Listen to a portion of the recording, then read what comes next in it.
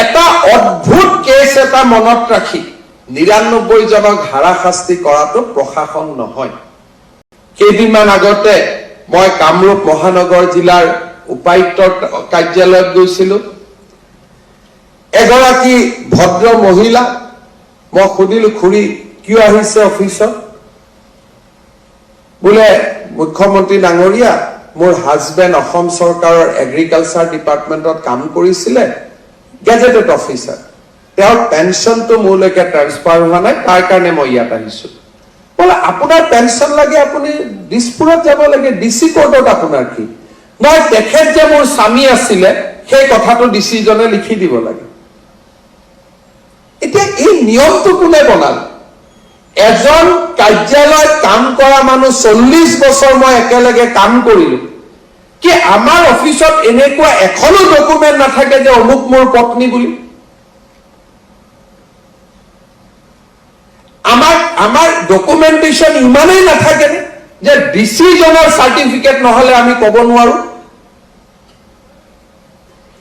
এই ব্যৱস্থাসমূহৰ নিৰন্তৰ পৰিৱৰ্তন লাগে।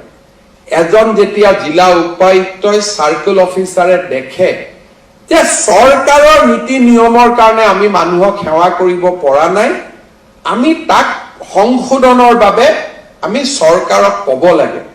কাৰণ প্ৰশাসন ওৱান ৱে ট্ৰেইন নহয়, সংবাদ হ'ব লাগিব, ইজনে সিজনৰ কথা ক'ব লাগিব যে এই সমস্যাটো মুখ্য সচিবক লগ কৰি যে ছাৰ আমি কষ্ট পাই থাকো, চৰকাৰৰ এই গাইডলাইনখনৰ কাৰণে আমি কৰিব নোৱাৰো, আপোনালোকে মোক সৰু কৰি দিয়ক। যদি আধাৰ কাৰ্ডত মোৰ দেউতাৰ নাম লিখা আছে, তাতকৈ আৰু মোক ডাঙৰ প্ৰমাণ কি লাগে?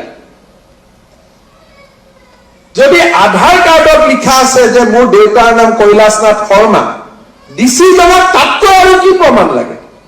কাৰণ আধাৰ কাৰ্ডখন বনাওঁতেইতো প্ৰমাণ লোৱা হৈছে যে মোৰ দেউতা তেওঁ হয় নে নহয়।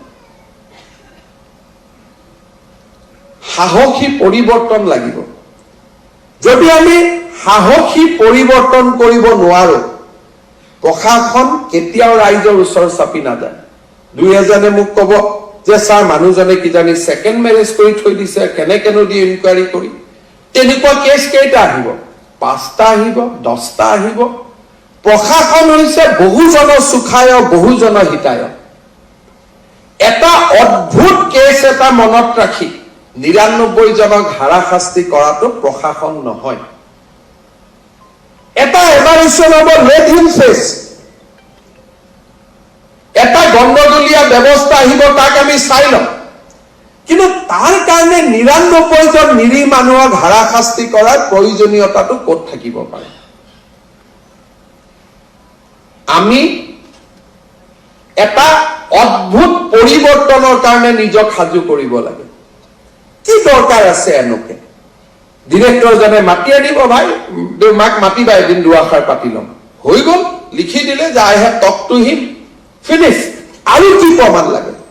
মই মুখ্য সচিব ডাঙৰীয়াক ক'ব খোজো, চহীটো মোৰ ল'ব, সাহসী পৰিৱৰ্তনৰ কাৰণে ৰাজ্যখনক সাজু কৰক।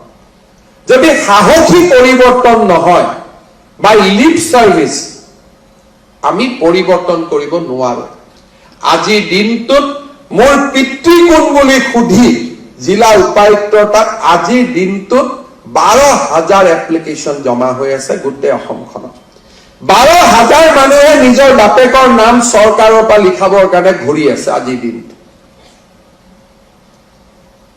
এই ধৰণে প্ৰশাসন নচলে, মানুহ এটা সময়ত অশান্ত হৈ পৰে। আৰু মানুহৰ মাজত আমি অশান্তি, আমি একো সহায় কৰিব নোৱাৰো। ৰাস্তা ঘাট বনাই দিব নোৱাৰো, স্কুল কলেজ কৰিব নোৱাৰো, চাকৰি দিব নোৱাৰো।